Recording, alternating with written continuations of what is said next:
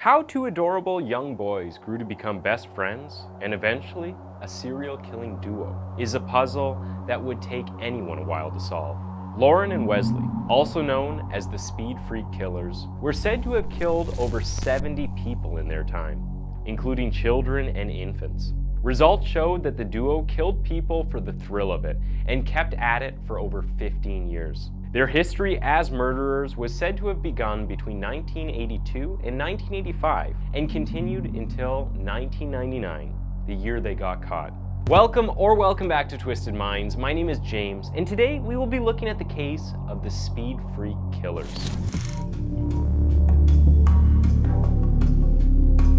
Born on December 8, 1965, and February 24, 1966, Loren and Wesley grew up together as childhood friends. The two lived on the same street in a census-designated place in California called Linden.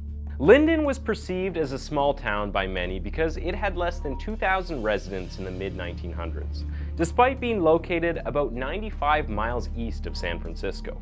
Due to the size of the townspeople knew each other, and naturally, they also knew Loren and Wesley. The duo were said to have been very active from a young age and usually spent most of their time outdoors.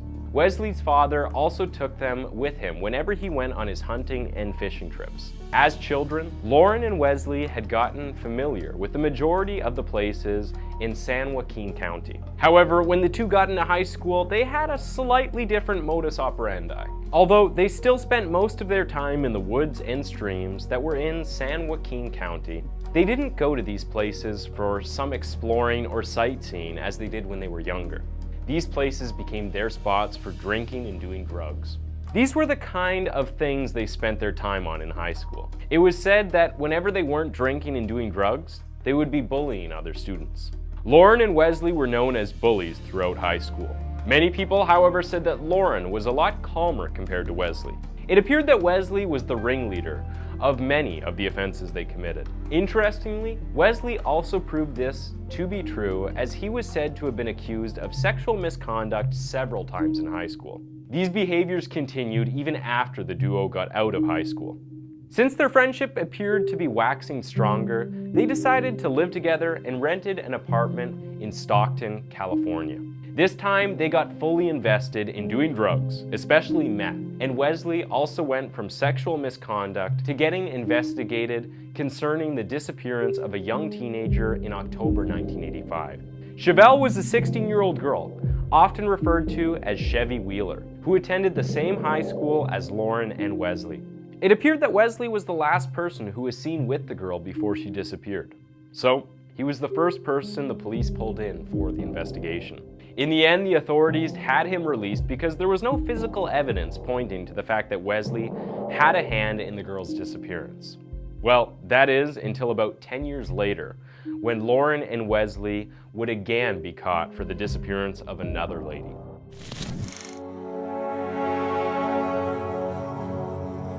In the 10 years that nobody heard from the duo, it is safe to assume that they worked different jobs and even got married, as later reports revealed that Wesley had a wife and children. The boys' seemingly regular lives would soon be exposed following the disappearance of Cindy Vander Hayden in 1998, which pointed back to Loren and Wesley. Cindy was from Clements, California, in San Joaquin County. She was 25 years old at the time and had been living with her parents. It was reported that she had been going through a rough patch and needed some assistance to get back on her feet. She worked a part-time job that eventually became a full-time job and had saved up some money to buy a car. She was super excited that her life was changing for the better, but sadly, the duo came into play and snatched her little glimmer of hope. On November 14th, 1998, Cindy was spending time with her mom. They went shopping and also had lunch together. Later that night, she decided that she wanted to go to Linden Inn, one of the bars which was run by her father in Linden. She tried talking to her parents into going with her, but they refused. So she called up one of her friends. Cindy's friend met her at another of her dad's bars in Clements, the town they lived in. The two had some drinks there and left Cindy's car in Clements, choosing to drive together in her friend's car to the Linden Inn at Linden. On getting there, Cindy met Loren and Wesley. and it happened that she was on talking terms with Loren. Apparently, Loren was quite close to her older sister and was usually protective of both of them, so she felt it was safe. There was that, and there was also the fact that she was in her dad's bar, so she didn't think that anything could go wrong. All four of them had drinks together, played pool, and sang karaoke until about 2 a.m. when Cindy decided she wanted to leave. She left with her friend, who ensured that she dropped her off on her driveway before she drove off. The twist, however, is that this friend didn't wait to see if Cindy got into the house. The next morning, Cindy's mom went into her room and saw that her bed was made, so she presumed that she had done that before she left for work that morning. However, feeling uneasy, she spoke to Cindy's dad about how one of them, at least, usually got to see Cindy in the morning before she left for work. They decided to call her workplace, and when they did, they found out that Cindy did not show up for work that morning. Her parents concluded that it was very much unlikely for her because she loved her job, especially with how things had been going for her at the time. Cindy's father decided to drive around Clements and later that night found her car at Glenview Cemetery with all of her belongings in it. They decided to report that Cindy was missing. The police got pulled in and everyone was involved in searching for Cindy, including the community. They had a call center set up where they personally received tips coming in from people regarding Cindy's disappearance. Along the line, the police figured out that Wesley was one of the last people who was with Cindy before she disappeared. They put 2 and 2 together and traced it back to Chevy's disappearance, since he was also the last person to be seen with Chevy before she disappeared. The authorities decided to carry out an extensive search. They were able to discover hangout spots of the speed freak killers, which included the woods, streams, their favorite hunting locations, etc. Without Loren and Wesley's knowledge, the police silently searched through all of these places to see if they would find a body or strong evidence. However, the police didn't find anything out of the ordinary. So they decided to get straightforward with the case and pulled in the duo for questioning, hoping to get something solid this time. Loren and Wesley were questioned separately, and during Loren's investigation, he cracked and told the police what he knew. Loren told the investigators that Wesley was a cold-blooded killer and had killed over 24 people. He also shared in detail how each of these persons died. He started with the case of Cindy. He told the investigators that they had been hanging out that night before Cindy mentioned to the two that she wanted some drugs. He said that they agreed to meet at the cemetery and that Cindy did meet them there. They all got into Wesley's car, and in Loren's words, Wesley took them on a wild ride. He said that later on, Wesley began asking Cindy for sex, but she refused, so he cut her throat. According to Loren, he had no hand in Cindy's death, but he remembered her asking for help. He said he was in shock, so he curled himself up in the back seat, refusing to look at Cindy's body. When Loren was asked where Cindy's body was buried, he said that he didn't know, and that all he did was help Wesley put her body in the trunk of his car. He said that he had no idea what Wesley did with her body. Loren was interrogated for about 17 hours. In this time, he shared all that he knew regarding the murders Wesley had committed.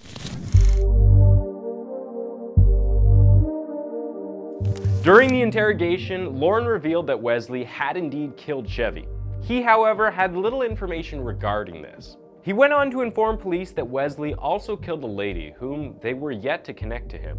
It happened in September 1985, and the lady was Robin Armtrout. Like Cindy, Loren said that they knew who Robin was, and they had planned to go out and have a few drinks. However, they ended up in the middle of a field in the center of San Joaquin County. He said that Wesley took sexual advantage over her before stabbing her more than 10 times. He added that they disposed of her body in Potter Creek. Loren also went further to reveal that the first murder he knew of that Wesley committed happened in 1982. He said that Wesley killed 2 men, 35-year-old Howard King and 31-year-old Paul Cavanna. Loren said that they had been driving around Roberts Island when they drove past a car that was parked on the side of the road. They decided to turn around, and Wesley pulled up behind the car. Loren said that Wesley carried a shotgun from the trunk, walked towards Howard King, who was sitting in the driver's seat of the car, and shot him. He then dragged out Paul Cavanna, who was sitting on the passenger seat of the car, and shot him before robbing both men.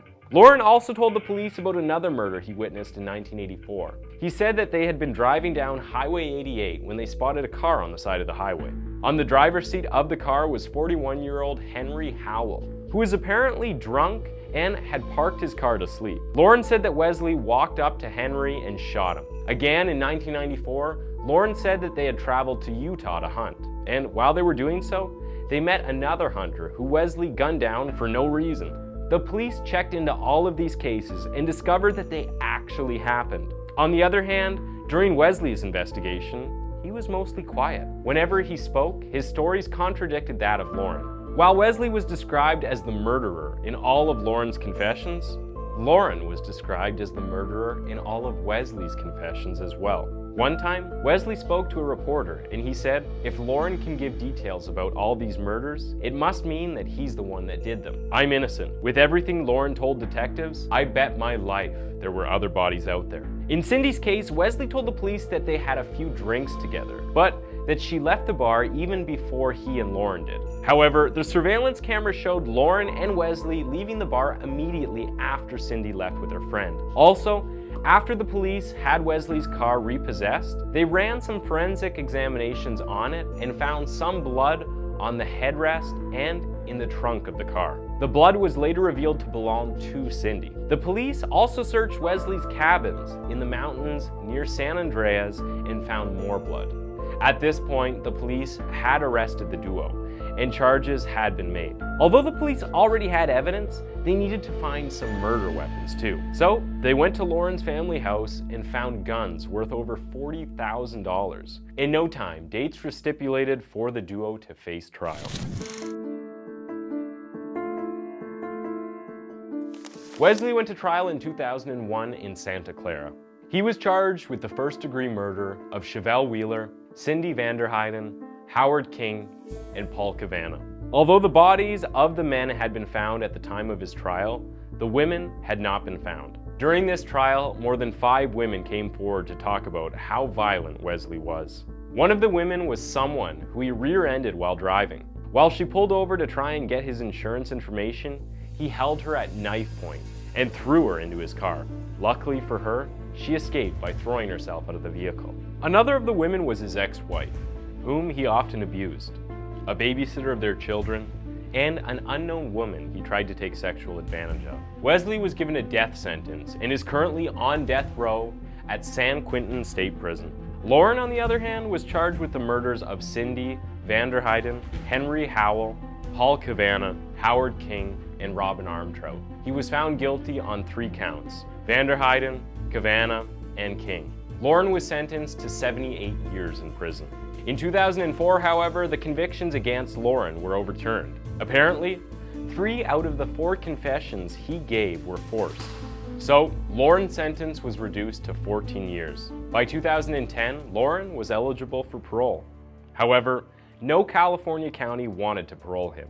So, the California Department of Corrections in September 2010 paroled him to a trailer outside of the front gate of the High Desert State Prison in Susansville, California, in Lesson County.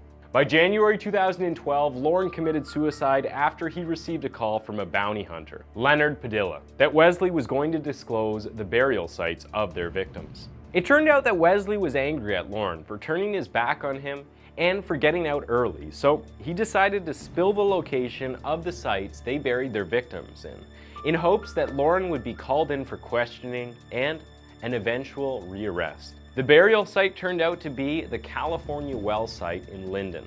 There, the police found more than 1,000 human bones, including those belonging to children and infants.